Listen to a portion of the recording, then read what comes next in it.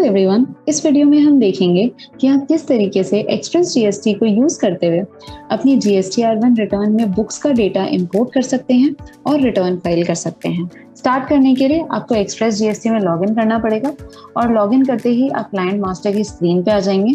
जिस भी कंपनी के लिए आपको जीएसटीआर1 रिटर्न फाइल करनी है उस कंपनी के नाम के ऊपर क्लिक करिए। यहाँ पे 4 तरीके के स्टेटसेस एक्सप्रेस जीएसटी सपोर्ट करता है। सबसे पहला स्टेटस जो है वो है फाइल्ड का। ये वो रिटर्न्स हैं जो आप फाइल कर चुके हैं। यहाँ पे आपको फाइल्ड ऑन डेट और ARN नंबर मिलता है। इसके अलावा 2 और स्टेटसेस होते हैं जो यहाँ पे नहीं दिख रहे हैं। सबसे पहला होता है ओवरड्यू। ये वो रिटर्न्स होती हैं जिनकी रिटर्न आपने अभी तक फाइल नहीं करी है और उनकी लास्ट फाइलिंग ड्यू डेट भी निकल चुकी है। तीसरा स्टेटस होता है ड्यू का। ये वो रिटर्न्स हैं जो आपने अभी तक फाइल नहीं करी है पर उनकी ड्यू डेट अभी तक नहीं निकली है। चौथा स्टेटस यहाँ पे जो होता है वो होता है प्रिपेयर का। ये वो रिटर्न्स हैं जिनके कैलेंडर मंथ्स तो स्टार्ट हो गए हैं पर इनकी फाइलिंग अभी तक स्टार्ट नहीं हुई है। ऐसे रिटर्न्स को प्रिपेयर बोला जाता है। तो आज के डेमो के लिए हम प्रिपेयर में मार्च 2022 के अंदर चलेंगे और डेमो देखेंगे। तो यहाँ पे जैसे ही आप यहाँ पे नेविगेट हुए, यहाँ पे ऊपर टॉप पे आपके पास ऑप्शन होता है जिसमें कि आप मंथ और फाइनेंशियल ईयर चेंज कर सकते हैं। अब यहाँ पे जैसे ही आप जीएसटीआर1 की समरी डिटेल्स के ऊपर आ चुके तो लेफ्ट साइड में आपके पास एक ऑप्शन अवेलेबल है बुक्स इंपोर्ट करने का। इसके ऊपर क्लिक करिए और यहाँ पे मैं लोकेशन पे जाके और फाइल सिलेक्ट कर लेती हूँ और इम्पोर्ट कर लेती हूँ। जैसे ही मैंने इम्पोर्ट किया तो यहाँ पे आपको इंपोर्ट स्टेटस दिख गया है जिसमें कि आपको पता चल गया कि हर सेक्शन में एक्सेल में कितने इनवॉइसेस थे और इंपोर्ट क्या डेटा हुआ। अगर आपको री इंपोर्ट करना हो तो री इंपोर्ट का भी यहाँ पे ऑप्शन अवेलेबल है, नहीं तो ओके के ऊपर क्लिक कीजिए और नेक्स्ट स्क्रीन के ऊपर पहुंच जाइए। अब यहाँ पे जैसा कि आपको समराइज्ड व्यूज आपको दिख पा रहे हैं। क्यूरेटेड समराइज्ड व्यूज यहाँ पे हर सेक्शन के अवेलेबल है ताकि आपको एकदम रेलेवेंट डेटा जो है यहाँ पे दिखाई दे और आप हर डेटा को समराइज्ड फॉर्मेट में रिव्यू कर पाएं। जैसा कि आपको यहाँ पे दिख रहा है, यहाँ पे B2B की अगर हम बात करें तो यहाँ पे सेक्शन वाइज और पार्टी वाइज डेटा दिख रहा है। B2BA की बात करें तो सेक्शन वाइज पार्टी वाइज वापस डेटा दिख रहा है। B2CL की बात करें तो POS wise tax rate wise आपको डेटा दिख रहा है। उसी तरीके से हर सेक्शन का कुछ क्यूरेटेड डेटा आपको यहाँ पे दिख पा रहा है। अब जो डेटा आपने इंपोर्ट किया उस डेटा को हम 4 बकेट्स में डिवाइड करते हैं, यानी कि 4 स्टेटसेस में डिवाइड करते हैं, जो कि ये आइडेंटिफाई करता है कि ये वाले इनवॉइसेस या ये वाले रिकॉर्ड्स पोर्टल पे अपलोड हो पाएंगे या नहीं हो पाएंगे। तो उस सीरीज में सबसे पहला स्टेटस जो होता है वो होता है एरर का। ये वो इनवॉइसेस हैं जिनकी एक या एक से ज्यादा फील्ड्स में कुछ ना कुछ एरर थी और ये वाले इनवॉइसेस पोर्टल पे अपलोड नहीं हो पाएंगे। वार्निंग वो केसेस होते हैं जिनमें कि वैसे तो डेटा में कोई एरर नहीं है, इन इनवॉइसेस को अगर पोर्टल पे लेके जाया जाए तो ये अपलोड भी हो जाएंगे, पर इसमें वैसे कुछ डेटा डिस्क्रिपेंसीज हैं जो कि सॉफ्टवेयर आपको हाईलाइट करके दे रहा है।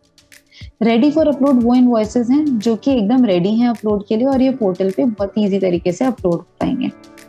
चौथा स्टेटस जो कि यहाँ पे नहीं दिख रहा है वो है अपलोडेड ऑन पोर्टल का। ये वो इनवॉइसेस हैं जो कि ऑलरेडी पोर्टल पे अपलोडेड हैं और आपने जब बुक्स का डेटा इंपोर्ट किया तो उसमें भी हमें वो इनवॉइस मिला। वो इनवॉइसेस जो हैं वो रेडी फॉर अपलोड होते हैं। अब यहाँ पे आपने टोटल काउंट्स देख लिए, HSN समरी देख ली, डॉक समरी देख ली। अब नेक्स्ट स्टेप यहाँ पे जो होता है वो होता है डेटा रिव्यू करने का। तो अगर आपको किसी पर्टिकुलर सेक्शन के अंदर जाना है तो या तो आप नाम के ऊपर क्लिक करिए या फिर स्टेटस के ऊपर क्लिक करिए या फिर व्यू एंड एडिट डेटा के ऊपर क्लिक करिए ताकि कि आप अपने कंप्लीट डेटा को यहाँ पे रिव्यू कर सकें। सो व्यू एंड एडिट डेटा। अब यहाँ पे जो सबसे पहला सेक्शन है जिसमें कि डेटा अवेलेबल है वो है B2B का। तो यहाँ पे जैसा कि आप देख पा रहे होंगे यहाँ पे आपको स्टेटसेस दिख रहे हैं। हर स्टेटस के करस्पॉन्डिंग आपको यहाँ पे पता चल पा रहा है कि एरर है तो एरर क्या आ रही है, वार्निंग है तो वार्निंग क्या आ रही है। अगर आपको इन्हें फिक्स करना है तो आप फिक्स भी कर सकते हैं। यहाँ पे अगर आप देखेंगे तो स्टेटस चेंज हो गया। यहाँ पे हम कुछ कीबोर्ड फ्रेंडली ऑपरेशंस भी सपोर्ट करते हैं, जैसे कि Alt+Enter जो है वो एक नई रो ऐड कर देता है जहाँ पे कि आप डेटा एंटर कर सकते हैं और आगे बढ़ सकते हैं। शिफ्ट टैब की फंक्शनैलिटी भी यहाँ पे सपोर्टेड है और टैब की फंक्शनैलिटी भी यहाँ पे सपोर्टेड है। टैब जो कि आपको नेक्स्ट फील्ड पे लेके जाएगा, शिफ्ट टैब जो कि आपको पिछली वाली फील्ड पे लेके जाएगा। इसके अलावा एक शिफ्ट एंटर भी अवेलेबल है जो कि आपको नई सब रो या प्रोडक्ट रो ऐड करने का ऑप्शन देता है। अगर आपको माउस यूज करते हुए नई रो ऐड करनी है तो उसके लिए भी प्लस का ऑप्शन अवेलेबल है। रोज डिलीट करनी है तो उसके लिए, अगर सब रो डिलीट करनी है तो डिलीट का ऑप्शन यहाँ पे है, और कोई पर्टिकुलर रो कंप्लीट इनवॉइस ही डिलीट करना है तो उसके लिए सिलेक्ट करिए उस इनवॉइस को और डिलीट कर दीजिए। अलग अलग तरीके की यहाँ पे फिल्टरिंग और सॉर्टिंग भी अवेलेबल है, जिसके बेसिस पे ऊपर जो टॉप पे टोटल काउंट्स आ रहे हैं वो भी वैरी करते हैं।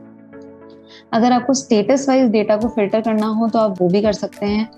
इस तरीके से कुछ फिल्टर चल जाएगा और आप अपने कंप्लीट रेलेवेंट डेटा को फिल्टर करके देख सकते हैं। जब आपने B2B रिव्यू कर लिया तो अब नेक्स्ट सेक्शन जो होता है वो B2CS का होता है। बेसिकली यहाँ पे हमने एक इंटेलिजेंट मैकेनिज्म लगाई हुई है जिसमें कि जो बैक और गो टू के ऑप्शंस हैं वो आपको नेक्स्ट सेक्शन जिसमें कि डेटा अवेलेबल है उसके ऊपर नेविगेट करते हैं। अगर आपको ड्रॉप डाउन यूज करते हुए किसी ऐसे सेक्शन के अंदर जाना है जिसमें डेटा नहीं है या आपको डायरेक्टली जंप करना है किसी पर्टिकुलर सेक्शन के ऊपर तो वो भी आप यहाँ से कर सकते हैं। अगर आप यहाँ पे देखेंगे तो B2CS के केस में यहाँ पे 2 इनवॉइसेस हैं जो रेडी फॉर अपलोड हैं और 2 हैं जो एरर में। जब आपने ये वाला डेटा रिव्यू कर लिया तो अब यहाँ पे नेक्स्ट स्टेप होता है कि अगर कुछ अमेंडमेंट्स हैं तो वो देख लीजिए। अगर आपको कोई नया अमेंडमेंट ऐड करना है तो ऐड कर लीजिए,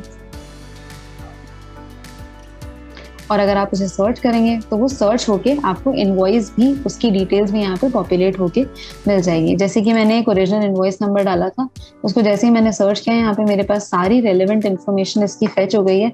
अगर उसमें वैल्यूज में मुझे कुछ चेंज करना है और सेव करना है तो वो मैं यहाँ पे कर सकती हूँ।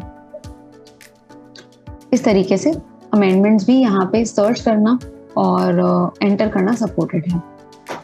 अब जैसे ही आपने अपने डेटा को पूरा रिव्यू कर लिया है, जो नेक्स्ट स्टेप यहाँ पे होता है वो होता है अपनी अपलोड समरी देखना, जो कि आपको ये बताता है कि कितने इनवॉइसेस आपके पोर्टल पे अवेलेबल हैं, कितने नए रिकॉर्ड्स हैं, उन नए रिकॉर्ड्स में से कितने एरर में हैं और कितने रेडी फॉर अपलोड हैं।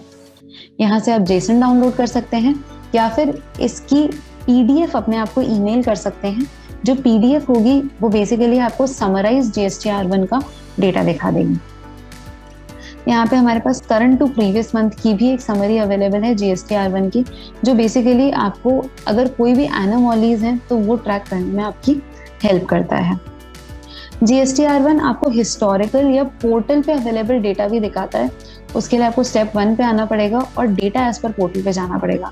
तो यहाँ पे आपने जो डेटा पोर्टल पे अपलोड किया हुआ है वो आपको रेलेवेंट डेटा यहाँ पे विजिबल हो जाएगा। आप जिस भी महीने में जाना चाहें आप उसका हिस्टोरिकल डेटा देख सकते हैं और रिव्यू कर सकते हैं। जब आप किसी पर्टिकुलर सेक्शन के अंदर जाएंगे तो आपको वो वाला रेलेवेंट डेटा भी कंप्लीट अवेलेबल हो जाएगा और दिख जाएगा। अगर वो पर्टिकुलर रिटर्न फाइल्ड है तो यहाँ पे ऊपर फाइल्ड ऑन की आपको डेट भी दिख रही होगी।